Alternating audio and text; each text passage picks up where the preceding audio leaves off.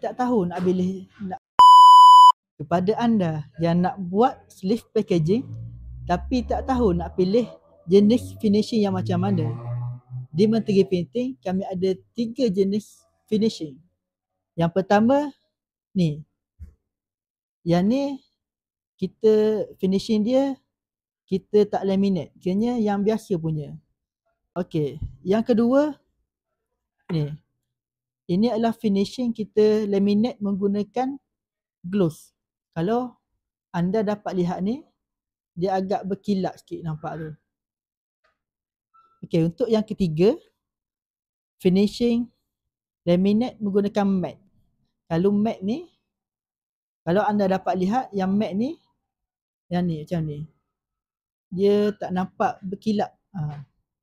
Jadi, anda dah tahu nak pilih finishing yang macam mana. Kalau anda dah tahu, kontak kami sekarang untuk membuat tempahan. Luncur!